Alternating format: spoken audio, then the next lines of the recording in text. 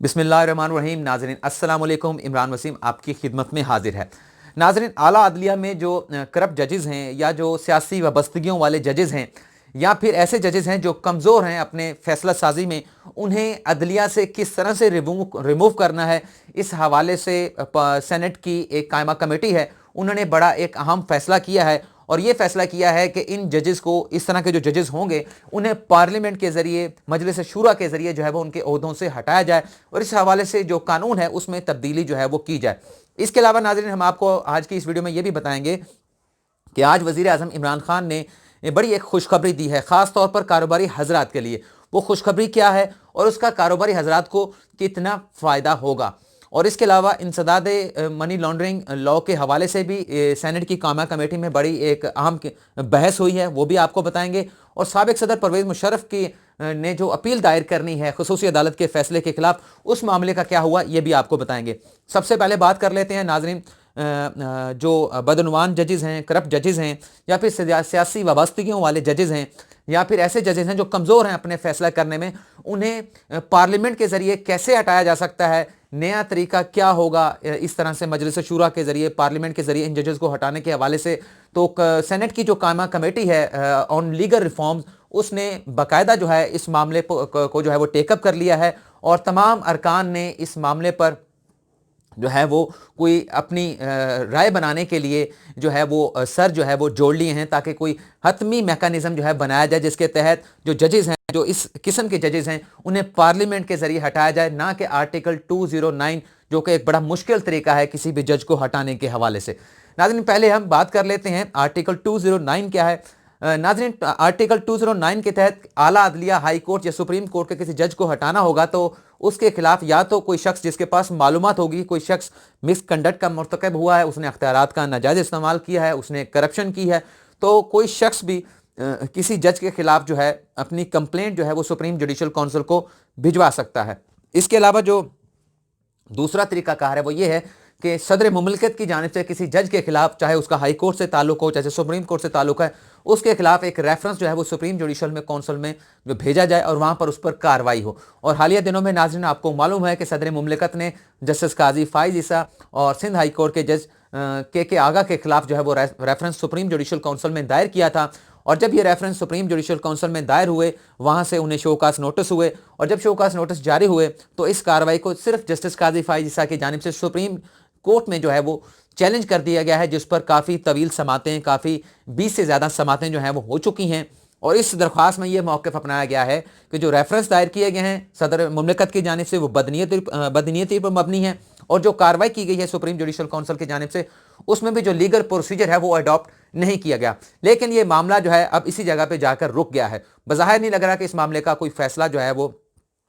होता हुआ आइंदा आने वाले दिनों में जो है वो दिखाई दे रहा है। अब पार्लियामेंट ने यह फैसला किया है कि जो भी जजेस होंगे जिन पर करप्शन का इल्ज़ाम होगा, जिन पर यह इल्ज़ाम लगेगा और कि वो किसी सियासी जमात से उनकी वाबस्तगी है या फैसला साजी में वो कमज़ोर हैं या उनकी जो मेंटल हैसियत है कि वो उनमें कैपेसिटी नहीं है फैसला साजी करने के हवाले से, एक जज का ओहदा संभालने के हवाले से, उन्हें पार्लियामेंट के ज़रिए जो है वो हटाया जाए। ये एजेंडा जो है वो सेनेट की कामा कमेटी बराए लीगल रिफॉर्म में जो है वो पेश हुआ है, जिस पर आज जो है वो काफ़ी ज़्यादा बहस हुई है। एक तो इसमें जो अरकान है जिसमें हुकूमती सेनेटर भी शामिल हैं, अपोजिशन के सेनेटर्स भी शामिल हैं, उनकी जानिब से एक तो इस बात का इजहार किया गया कि देखें, अगर तो पहले तो इस बात का हमें अयादा करना है और हम ये सब समझते हैं कि जो इस वक्त अकाउंटेबिलिटी का प्रोसेस है सुपीरियर कोर्ट के जजेस का, वो मुअस्सर नहीं है, वो इफेक्टिव नहीं है और इससे ये लग रहा है कि जो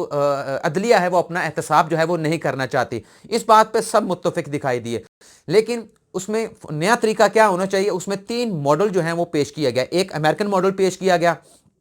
कि अमेरिका में क्या तरीकाकार है। अमेरिका में नाज़रीन ये तरीकाकार है कि किसी जज को, हाई कोर्ट के सुप्रीम कोर्ट को जज को हटाना हो तो अवान नुमाइंदगान जो है सिंपल मेजॉरिटी के साथ उसे हटा सकता है। जब अवान नुमाइंदगान ये फैसला कर लेगा, किसी जज को उसके ओहदे से हटा देगा, फिर मामला जो है दूसरा जो उसका अपर हाउस है वहाँ पर चला जाएगा, सेनेट जिसको बोलते हैं, तो वहाँ पर उस मामले के ऊपर बाकायदा ट्रायल होगा और जो अवान नुमाइंदगान का फैसला है उस पर ट्रायल होगा भी आया कि जो डिटर्मिनेशन की गई है इस जज को ओहदे से हटाया गया है वो दुरुस्त हटाया गया है या नहीं हटाया गया। इसी तरह से बरतानिया का मॉडल भी पेश किया गया। इंडिया का मॉडल भी जो है वो पेश किया गया है सेनेट की इस कायमा कमेटी में, जिसमें ये है कि जो पार्लियामेंट के दो हाउस हैं इंडिया के अंदर, वो 2/3 मेजोरिटी के साथ अगर ये फैसला कर लेते हैं कि किसी जज को उसके ओहदे से हटाना है, मिसकंडक्ट का वो मुर्तकब हुआ, उसने करप्शन किया, अख्तियारात का नाजायज इस्तेमाल किया है, तो इस सूरत में उस जज के खिलाफ दोनों जो हाउसेज हैं वो 2/3 मेजोरिटी के साथ जो है वो रेजोल्यूशन पास करेंगे और उसके बाद सदर जो है वो उन्हें जो है वो उनके ओहदे से रिमूव कर देगा। लेकिन इसमें जो फैसला किया गया कमेटी की जानिब से, सबसे पहले तो हम खुद इस मामले के ऊपर जो है वो एक बड़ी कड़ी किस्म की गर्मा गर्म जो है वो बहस करेंगे, जो कि जनवरी के दूसरे हफ्ते में इजलास की तारीख जो है वो रख दी गई है। या हम खुद इस मामले के ऊपर बड़ी सख्त किस्म की, तनकीदी किस्म की, क्रिटिकल किस्म की जो है वो बहस करेंगे और उसके बाद हम देखेंगे भी हमने कौन सा मॉडल जो है वो अडॉप्ट करना है। और साथ में जो सेक्रेटरी लॉ हैं, वज़ीर कानून के जो सेक्रेटरी लॉ हैं,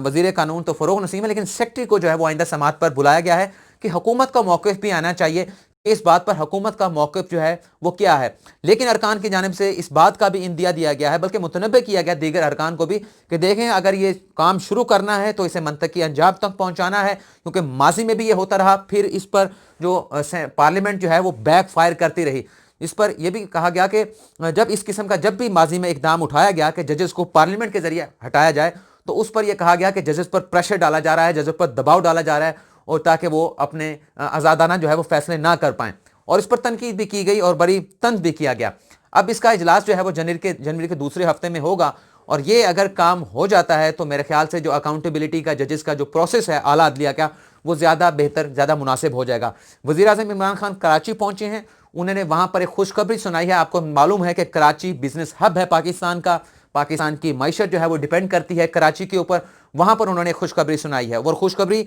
बहुत पहले आनी चाहिए थी और उससे उम्मीद की जा रही थी कि ये खुशखबरी कभी ना कभी ज़रूर आएगी। एक तो ये कि जब इमरान खान की हुकूमत बनी, वज़ीर आज़म इमरान खान तहरीक इंसाफ की हुकूमत बनी, तो जो शरह सूद था वो भी बढ़ गया, बिजली और गैस के रेट भी बढ़ गए, जिसकी वजह से जो इंडस्ट्री थी तो उसका इफेक्ट ये हुआ कि उसका जो प्रोडक्ट था उसका रेट बढ़ गया, एक तो पाकिस्तान के अंदर, फिर जब उसे एक्सपोर्ट करना पड़ता था वहाँ भी मसाइल का सामना था।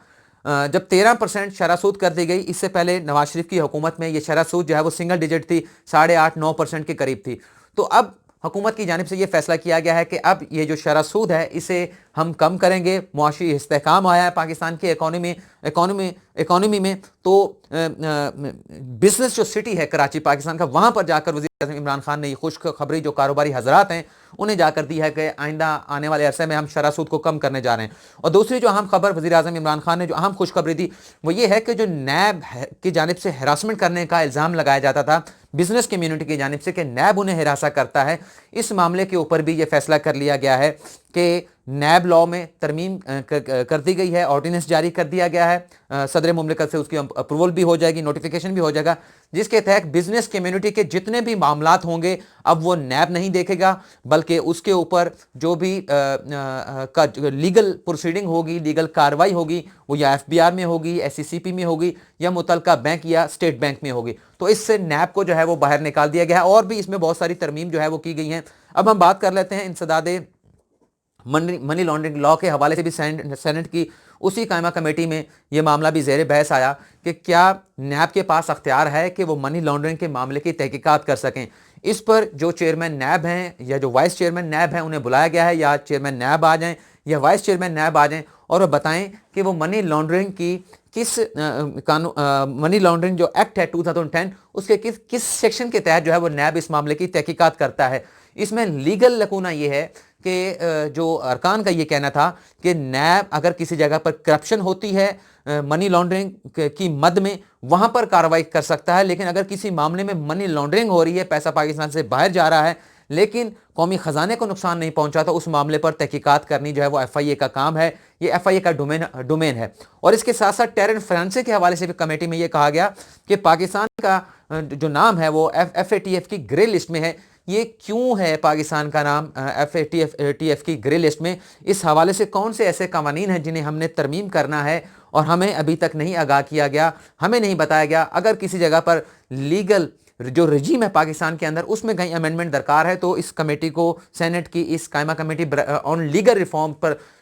लीगल रिफॉर्म उसे आगाह किया जाए کہ کہاں پر لیکوناز موجود ہے تاکہ ہم اس میں امینڈمنٹ جو ہے وہ سجیسٹ کر سکیں تاکہ پاکستان FATF کی گرے لسٹ سے باہر آ سکے. تو اس حوالے سے FIA کو بھی بلا لیا گیا ہے, نیب کے چیئرمین وائس چیئرمین کو بلایا گیا کہ دونوں میں سے جو بھی آیا اور آ کر کمیٹی کو بریف کرے, اور اس کے ساتھ ساتھ سیکٹری فائنانس کو بھی جو ہے وہ بلایا گیا ہے کہ آپ بھی آ کر بھی FATF کا کیا معاملہ ہے, کن قوانین کے اندر لیکوناز موجود ہیں اور پاکستان کا نام گرے لسٹ میں ہے, اور اس میں کس قسم کی امینڈمنٹ درکار ہے جس سے پاکستان FATF کی جو گرے لسٹ ہے اس سے نکل سکتا ہے. ناظرین, آپ کو خبر دی تھی کہ پرویز مشرف کی جو اپیل ہے